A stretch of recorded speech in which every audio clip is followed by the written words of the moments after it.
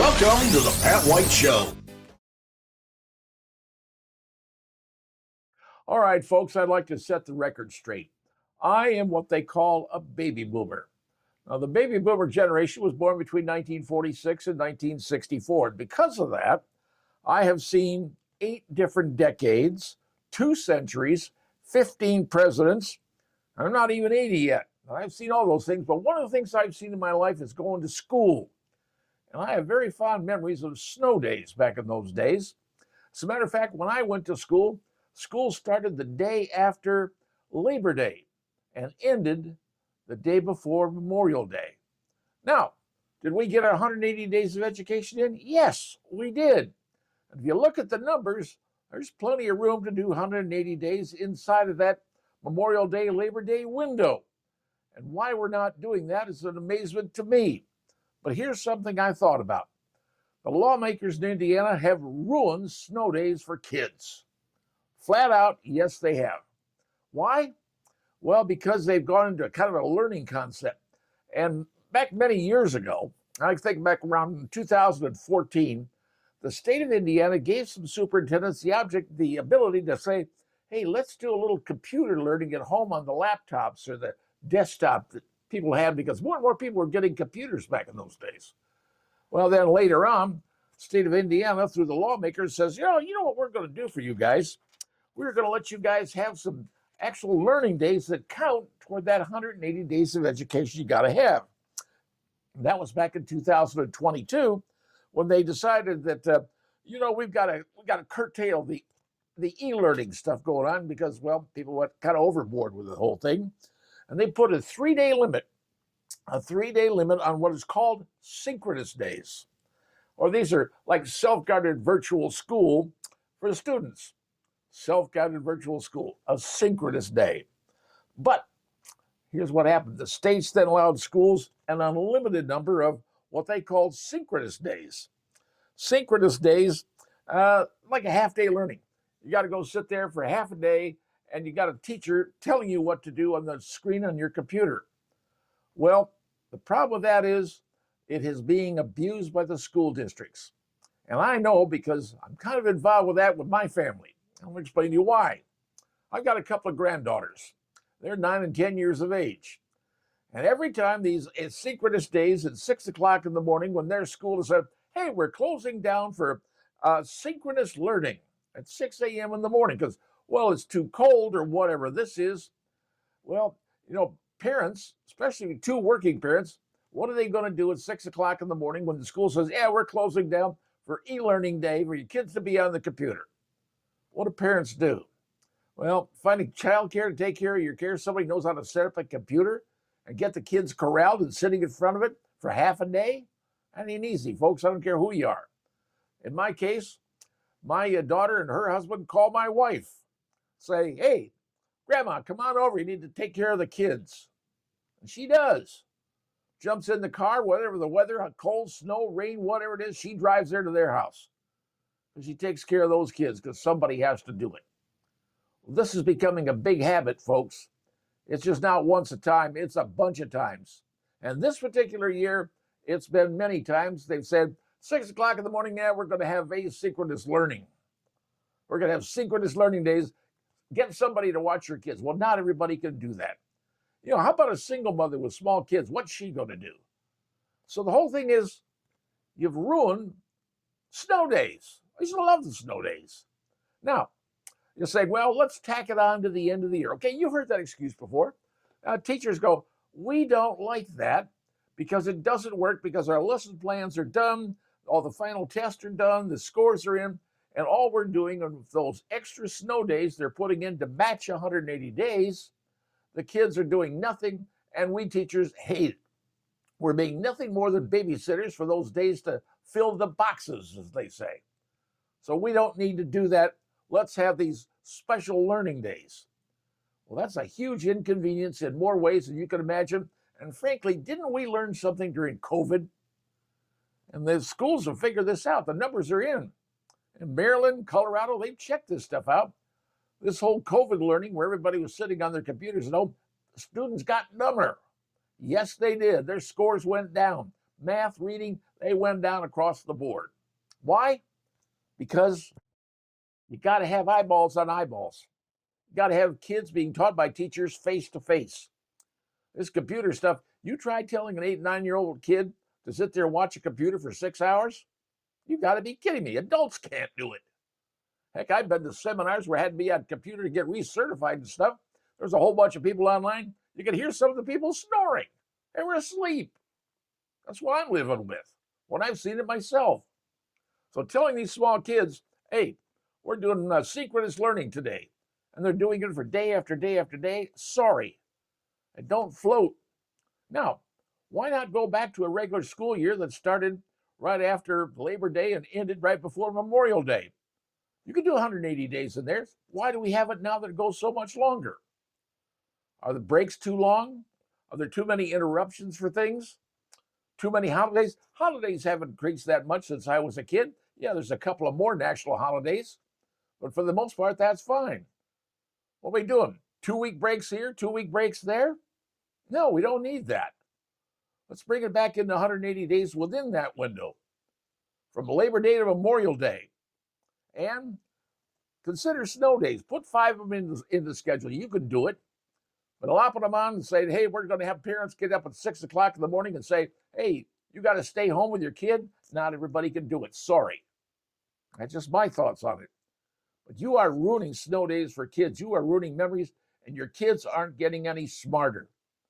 Putting them on laptop computers didn't work during COVID. You know it. I know it. And you're just trying to play the game to say, well, we're going to do these synchronous learning days, 6 hours, the kid's going to sit on a computer. Don't work, folks. Put the kids in a classroom, shorten down the breaks that you have during the year. You don't need 2-week breaks here and there. A week break works fine. We got off, when I was a kid, we got off just before Christmas and went back the day after New Year's. Easter, yeah, you got a week. But you don't need weeks and weeks of time breaking up stuff. Sorry. These kids don't deserve that. Give them the learning they deserve. Get them in, get the 100 days in, and get them out. It can be done. It was done when I was young, and they could sure do it now because Mother Nature didn't add any time out of the year. Something to pay attention to. And Indiana legislatures, it's time for you to stop the nonsense you're allowed because you're ruining lives and you're not making our children any smarter. That's my opinion, and now you know.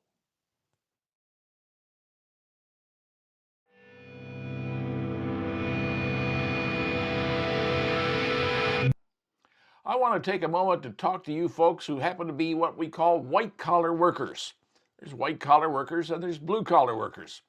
Well, if you're a white-collar worker, Mike Rowe, you may know who he is. He's the guy that was on the TV show Dirty Jobs, done about every single job you could think of doing. Well, Mike Rowe is pretty experienced at this stuff and knows what he's talking about. And he is now saying, if you're a white-collar worker, AI is going to take your job. Now, probably not every job. I understand that.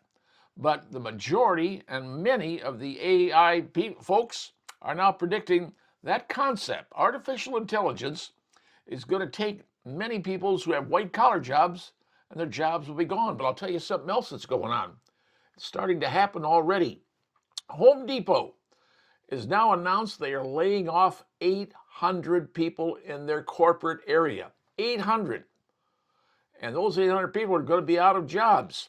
Why? Because AI is starting to take things over. And I can guarantee you, AI is happening in more places than you could possibly imagine. It's now, well, in shipping departments. Computers are taking this over. You already see what happens in the automobile industry. AI, artificial intelligence, and the robots are, well, building cars. But there's an area where AI is not affecting right now and may never affect. That's folks who are in blue-collar jobs, technical jobs. The jobs kind of like electricians, working on the wiring in your home. Or how about auto mechanics working on your car, whether it's an electric car, a gas-powered car, or a truck, or diesel. See, artificial intelligence can't really do that one because those are parts that need fixing. And let's say you're an electrician or plumber and something goes wrong with the plumbing in your house, AI can't fix that. That's where the blue-collar people, the regular tradespeople are going to come in, and they will be the ones flourishing in the next economy. Now, not everybody's going to be laid off. And that's a fact. You're still going to have a certain amount of people. Like I said, 800 people out of Home Depot Corporate Center is not all their people, but they have now told 500 people who are working from home, remote working as they call it, 500 people will report back to the corporate headquarters for 5 days a week work. Why? Because they figured something out. Remote working doesn't work. That's right. Remote working does not work. There's a concept. You got to be there. You got to see people. You got to be talking to people. You got to be around people to see how things function. You got to have meetings. You can't do it all on Zoom and Skype, for crying out loud. You got to be able to talk to person, be in contact. So those 500 people at Home Depot are told, you come back to work 5 days a week or else find yourself another job. That's the way things are working out, folks. That's what's happening in our world. Artificial intelligence is starting to take things over, especially for white-collar folks. But it will affect some blue-collar folks too. So if you're someone who, puts together cardboard to make them into boxes, computers can do that. Yeah, trust me, robots are already doing it. But if you have a skill, a trade, whether you're an electrician, a plumber, auto mechanic, a welder, any of those things, artificial intelligence is not going to affect those. Layoffs are happening in all the industries out there in the world. Yes, Home Depot's laying off 800 people, but Amazon's laying off 16,000 people. And UPS, multiple thousands of people being laid off by UPS. Not necessarily the drivers, but the sorting can be done by computers. And all that stuff can be done. So if you have a blue-collar job, chances are pretty good you're going to survive. But if you've got a white-collar job, according to Mike Rowe and many other people, you better start looking over your shoulder because things are coming up behind you you may not like. And that fancy job you have and that college degree you have may not, down the road, be worth quite what you thought it would be. Something to ponder. And now you know.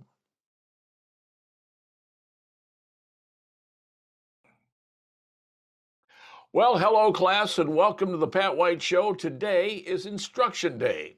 I'm going to teach you something about broadcasting, media, and ratings.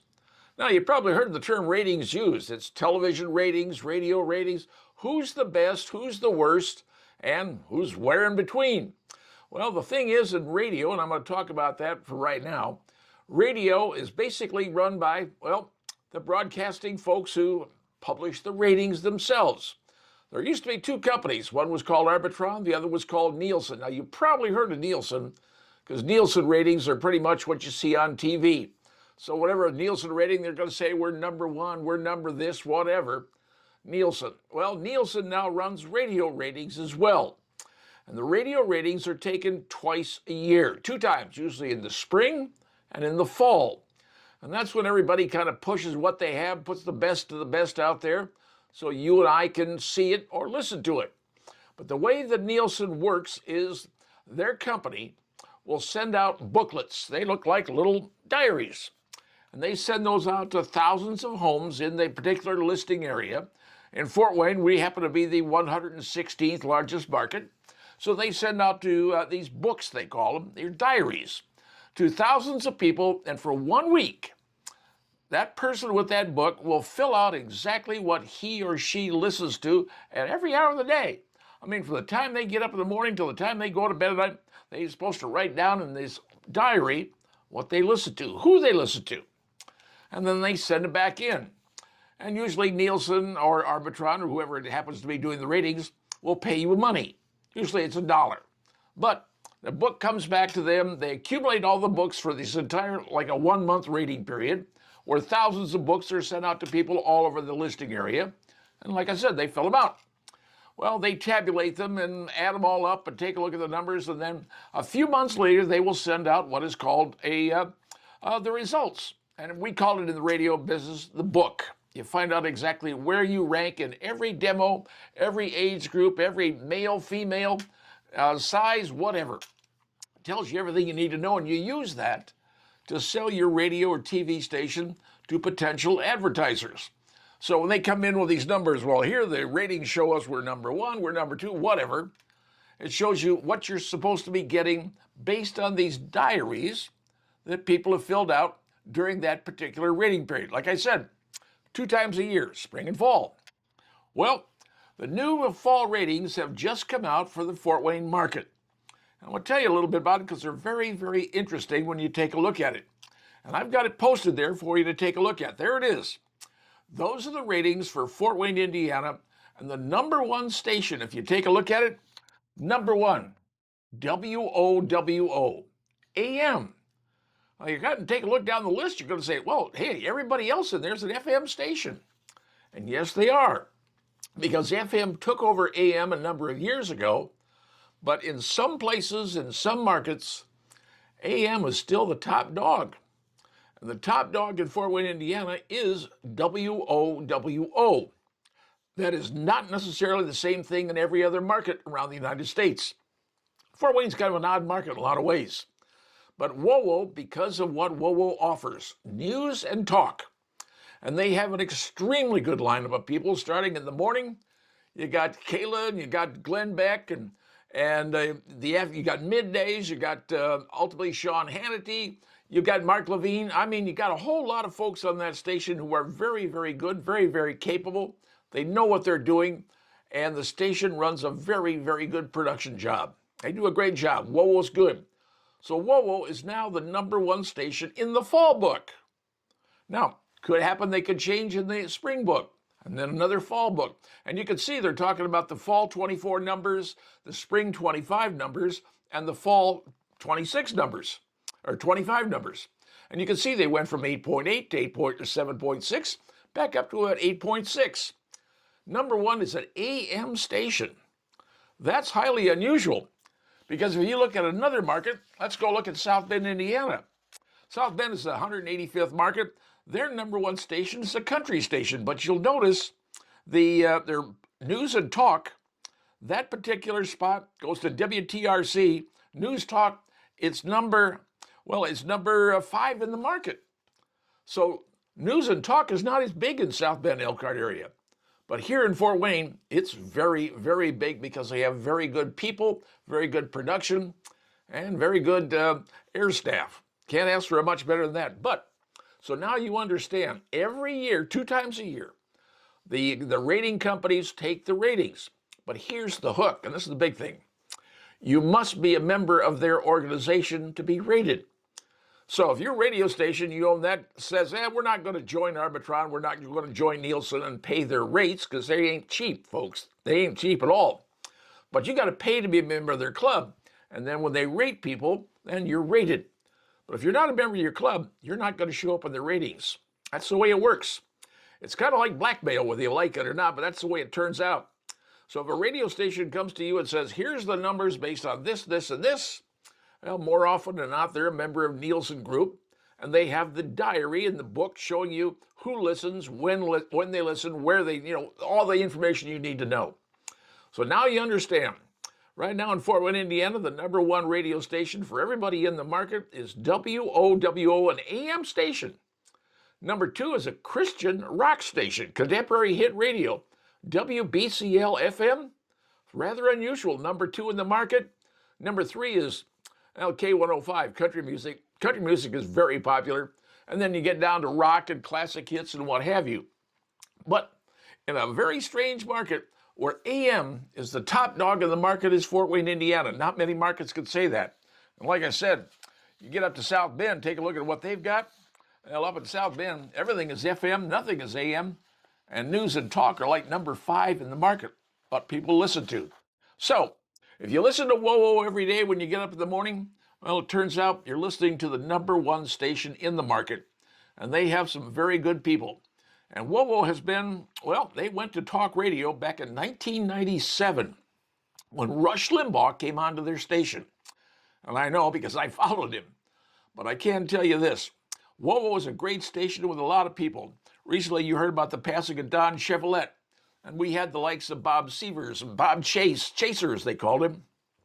We had some of the greatest personalities in radio you could ever want to see, ever want to hear. And I can tell you this, if you happen to be a fan of Aisha Husney, who's the big star on Fox News nowadays, she is a big star. Aisha got her start in WOWO. She was my newswoman back, well, maybe 20 years ago, 15, 20 years ago. She got her start. Coming out of Indiana University, she became my newswoman at WOWO, and then ultimately she went on to TV. She asked me, should I get a TV? And I said, heck yes. Well, it paid off. She's big.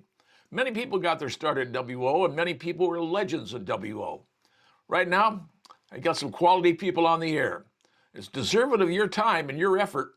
And fortunately, it turns out the people in Fort Wayne, Indiana, and the Fort Wayne listening area, the metro as we call it, all have said we spend our time listening to an AM station, not an FM station, an AM station, who also happens to also broadcast an FM, just so everybody knows. They've got an FM signal as well, but their designation is 1190 AM. And yes, they do carry FM signal. But overall, news and talk is what people in Fort Wayne, Indiana want to listen to. And they have proved that for many, many years, because WOWO has been, and hopefully always will be, the #1 station in Fort Wayne, Indiana. And now you know.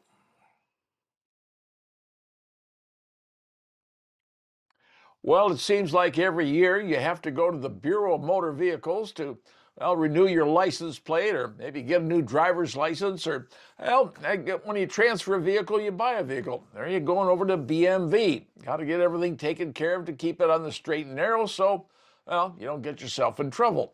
But did you know the state of Indiana sells data? The data that they collect from you. And last year, the state of Indiana earned $26 million selling your data.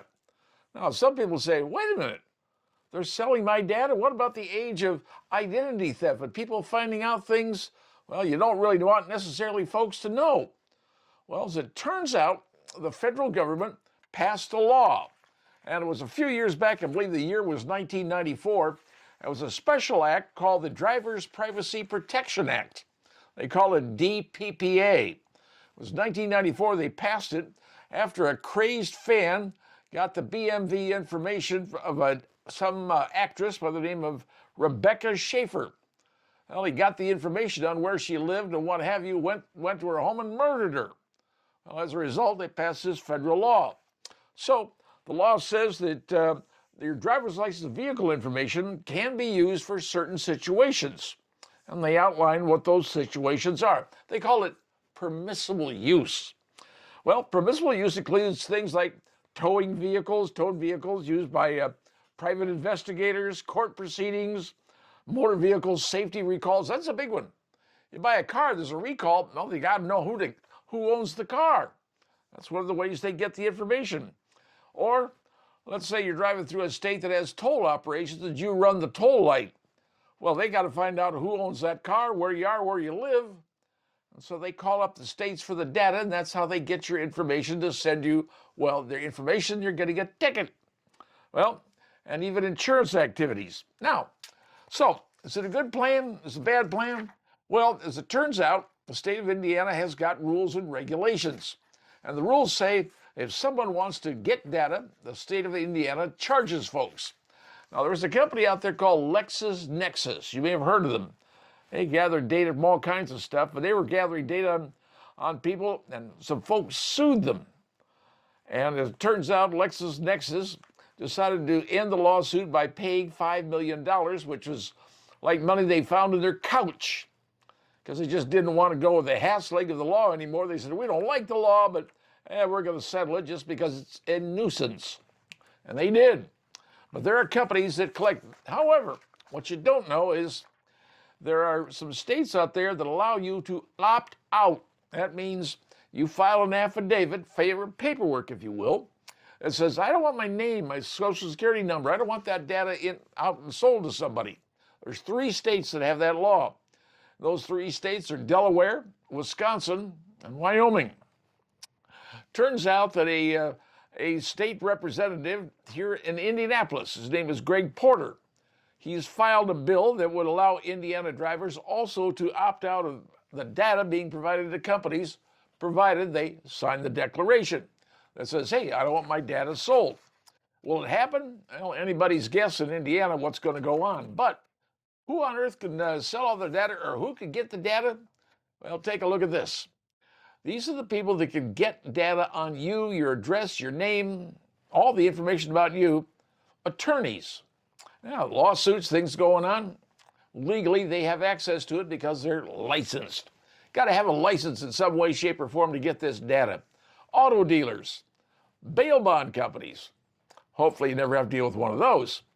Debt collection companies. Yes, they could get the information from the BMV to find out where you live. How about insurance agents, insurance companies, mobile home parks? I haven't figured that one out yet. Private investigators, private eye. Yeah, they got to be licensed, but they can get data on you. Recovery agents, school corporations to look in your background. The security guards, even sheriffs and police departments. Well, obviously, that's pretty common. You think about that. And even tow companies. But will the chance for you to be able to opt out of your data being sold? Well, it may happen, and it may not. It all depends what the legislature and the Senate does down in Indianapolis. But Greg Porter is doing his best to file that bill. Like I said, 3 states allow you to opt out. The rest of us, 47 states, data gets reported. But if you wonder why some of the data comes out with your name on it, you're going, where did they get that data? Turns out federal law says they can do it, and the state law says, well, they can do it, we're going to charge you. And that's how Indiana earns $26 million a year selling your data. And now you know. Well, yesterday, the long-awaited meeting between the WNBA owners and the WNBA Players Association happened in New York City. Seems like it's been months since the last time they had a meeting, but this time, well, everybody's hoping maybe they'll get something done. Maybe they'll finally find the right path. As Caitlin Clark so aptly pointed out on the Monday night basketball game on NBC, players need to concede something. They need to give something to get something. Well, here's how the meeting turned out. When they went inside the meeting, the owners said, here's our deal. Our deal is we will give you roughly 70% of the net revenue. After all the bills are paid, everybody's paid, we give you 70% of the money, we'll keep 30%. That's what the owners are saying. So players get 70% of the net revenue, the owners get 30%. But here's something else. The basic salary has been, if you're in the WNBA, about $76,000 a year. Well, that's going to rise to roughly $550,000 a year. Now, I don't know about you, but if I was making $76,000 a year and they're offering me $550K, I'm going, hey, I'm getting a heck of a raise. And the top line would go over $1 million, $1.2 million. And all those numbers would increase over the years as revenue increases, and the salaries will go up for the players. So, sounds like a pretty good deal, doesn't it? Now, the WNBA also says, look, we've been covering your housing while we've been doing for the last few years, but because of the new contract, you're going to cover your own housing. You're already making a lot of money now. All right, so here's what the ladies from the WNBA Players Association said they want. They don't want 30% of the net revenue, or 70% of the net revenue, I'm sorry. They want 30% of the gross revenue. Now, why is that different? Well, the gross means before anybody or anything has been paid. So every dollar, every dime, every sale from anything, whatever it is, comes into a big pot of money. And the women say, we want 30% of that. And then you can pay all your bills, see if you have anything left. Well, the players are saying, oh, this is what we want. Oh, and they also want to have a $10 million salary cap for the teams. Owners are saying, we'll give you a $5 million salary cap. So they want double what the owners are offering, and they want 30% of the gross revenue, not the net revenue. Well, the owners looked at them and said, look, we've told you before, we can't do that. Because if we do, we're going to be facing a $700 million pot that we are going to lose. They're going to be in debt for another $700 million. Now, already over the years, the WNBA has lost about $10 million a year. Every year. Because it gets a little expensive. And when Caitlin Clark came along, suddenly they had to use charter jets. That took the expenses even higher. So where it stands? Well, Alicia Collier, who is the lady representing the Players Association in the negotiations with the owners. There's a little problem here, though. Alicia Collier happens to be one of the co-owners of the Unrivaled Basketball Association. This is the 3-on-3 competitor for the WNBA. They're competing against them. So she's representing the players, negotiating against the owners, and she's one of the owners of the rival league going against the owners. Does anybody see conflict of interest here? Because it certainly is. Now, how did it end up? Well, the owner said, "This is our deal, ladies. Take it or leave it." The Players Association and their 7-member committee got up and walked out. Didn't want to say anything to the media, but here's where it stands. They did not get what they want. The owner said, "We'll give you 70% of the net." They want 30% of the gross. Owners said, "We'll give you $550,000 starting and take you up about $1.2 million with raises along the way." Well, the lady said, we want more. We want a $10 million cap on our teams. We want that 30% of the gross revenue. That's what we want. Because we're as good as the NBA is. They're getting 50% of the deal. We're only asking for 30%. Different animal, works different ways. The WNBA is saying they want more money. That's fine. But the NBA has been making money for years and years. And when it comes to crowd sizes, you go to any arena in the NBA, it's pretty much full, folks. People want to go see the NBA. Now they're going to say to you, "Wait a minute, Philadelphia recently had 27,000 people in there, full house in Philadelphia." Well, now we're finding out exactly what it was. Corporations, businesses, and individuals, high-dollar individuals, purchased all the tickets and gave them away. They told folks, "Hey, come on in from the cold in Philadelphia. It's freezing outside. Here's a free ticket for you to go inside and stay warm for a couple hours." And if you looked at the video, you're going to see blocks and blocks of empty seats. Not just a one seat here, one seat there. I mean, blocks of empty seats. All those tickets that were sold, people didn't show up. So it was a little demonstration to show, oh, we're really great, we're doing good. But how good were they doing? Well, Nielsen had the game that night on TV for the nation to see. Everybody in the nation could see on TNT the basketball game. Trouble was, the ratings came out and Nielsen said, we couldn't even find anybody watching it. It scored a 0.002. That equates to 20,000 people nationwide, according to Nielsen, that watched that game in Philadelphia, even though they had a full house. You figure it out. Was somebody telling the forked lie? Was somebody not counting the notes properly? Well, right now where it stands is the women walked out of their meeting with the owners and now have an option to either strike or go back to work. But here's the problem.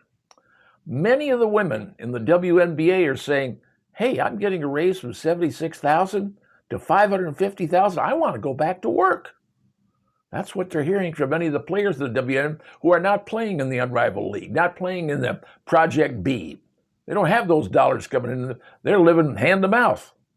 They're saying, "I go 76 to 550,000. Yeah, I'm taking the deal."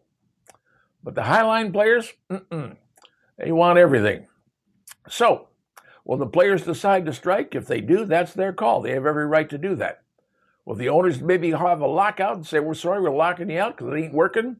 Well, they could do that too. But right now, that means the next year, the 2026 year of the WNBA, could very, very much be in peril. There may be no basketball starting in May. But what's going to happen? Well, a lot of players could go over and play in Europe, and a lot of them, they're actually doing that. What could happen here in the United States, the Unrivaled League? I do not believe personally that's going to be a success. 3-on-3, apparently America doesn't care. Project B, well, most people don't know anything about it. But where we stand right now, well, the deal is nobody knows. Nobody actually knows. And what's Caitlin Clark going to do? I don't think she cares because she's already riding the high life. And she's going to be living large for a very long time, regardless of whether they play basketball or not, because Caitlin Clark has turned out to be a star. That's the story, folks. And now you know.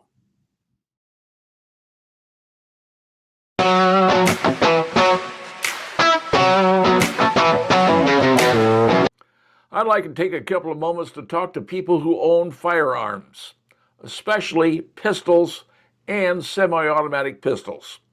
This is a message for all of you, but especially for those of you who are recently new purchasers of a handgun. You may have seen videos on places like YouTube, seeing people with a gun just like yours, whether it could be a Glock or a Taurus TX22, at a firing range or standing out somewhere in the wilderness, take up their handgun, pull the trigger, and literally you see bullets flying out like nothing you've ever seen. What they have done is they have modified their handgun with a particular little item. Some people call it a switch, some call it an auto sear, or an FRT. Those are some of the words that are used to change that semi-automatic pistol into a fully automatic pistol when you hold down the trigger. Fires every round that you've got in the magazine. Now, here's something you need to know if you're new to handguns.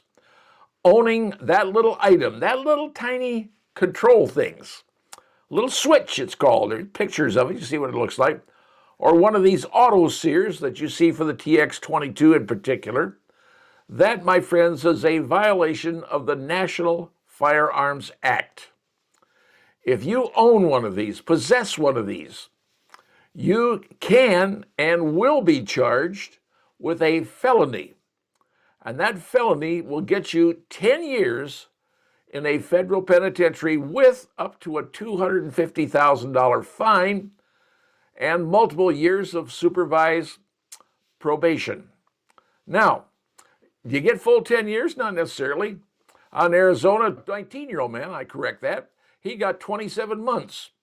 And recently, 2 19-year-olds were arrested here in the state of Indiana, and they are also facing, well, what could be up to 10 years. It depends upon the judge, the circumstances, and a few other things that go with it. But suffice it to say that there are people out there that are selling these. Now, you can see what it looks like. They're actually marketing them, called an auto sear, to go in a TX22. That's a Taurus model. Taurus makes a great product. It's a good line. I've got them. They're nice. But when you get in there, try to change it, turn it into from a semi-automatic, which means one time you pull the trigger, it shoots one time. You got to pull the trigger again to make it shoot another time. With these auto sears, they call them, FRTs, you hold down the trigger and it shoots every single round in that magazine, machine gun style. Now, like I said, you own one of these, you're facing 10 years in jail. You buy one of these and you'll be found with it, 10 years in jail. And even if you say, I didn't know it was illegal, doesn't excuse you. Ignorance of the law doesn't count. Now, if you have one of those people who has the digital printers, and you think, hey, I can get a file, I can print these things out and sell them and make money. You digital printing folks, you can also face felony charges. Now, currently, the fact that you've got digital files, and maybe you have them in your computer, haven't used them, but you have digital files that show you how to build these things on a digital printer, right now that's in litigation. If you want to get yourself involved in litigation all the way to the Supreme Court, hope you have a whole lot of money and a whole lot of time. And find out that you may be toting around something illegal, even have something illegal in your computer files, you could be in jail. So it's my cautionary tone to anybody out there with a semi-automatic pistol. Keep something else in mind. The state of California, a couple of years ago, literally banished the sale of certain Glock model semi-automatic pistols. Literally, they banished them, said, nope, it's illegal. You can't own them, can't sell them, can't have them. Glock panicked, had to create a brand new Glock version. I think it's called the Glock 5 series. They said people couldn't alter the triggers, couldn't alter the firing mechanism on these new Glocks. Apparently they can. And for people who owns an AR-15, you think you're immune? You're not. If you put an auto sear into your AR-15, those have been around for a long time, and turn your AR-15 into a fully automatic machine gun, well, guess what? You're facing the same potential charge. Now, here's the bigger thing for you to think about. Yes, California outlawed Glocks, But other states, if this becomes a real problem with people putting in these auto sears and changing all their handguns to fully automatic guns, other states will probably start outlawing pistols as well. And if you have a semi-automatic pistol, imagine what would happen if your state where you live in says, nope, semi-automatic pistols are outlawed because people turn them into machine guns. Well, that's what could happen. I'm not saying it's going to, but it certainly could happen. Because if it happened in California, it could happen in any other state in the union. Imagine your semi-automatic pistol being outlawed. Could happen. So, you have been warned. Buying one of these auto sears for your Taurus, for your Glock, for any of these switches on the Glocks, they are illegal. And the Alcohol, Tobacco, and Firearms folks and the FBI are actively, and I mean very actively, looking for people who are selling them, possessing them. And if you think you can hide yourself on YouTube showing the videos, guess what? They'll find you. They'll identify you. And when they do, and you're caught with that, you are facing 10 years in the Gray Bar Hotel, and it ain't pretty. So you now know what's going on. Force trigger resets, auto sears, Glock switches, 100% federally illegal by the National Firearms Act. If you want to go to prison for 10 years, buy one, have one, use one, you can find yourself sitting in a jail somewhere in the flats of Arizona and then paying a $250,000 fine. Yeah, I'm sure you have that in your back pocket. Just something to be aware of. If you're a new handgun owner, do not, I repeat, do not be deceived by thinking, well, they sell them, they must be legal. Nope. Just for having one, you could be in the Gray Bar Hotel. And now you know.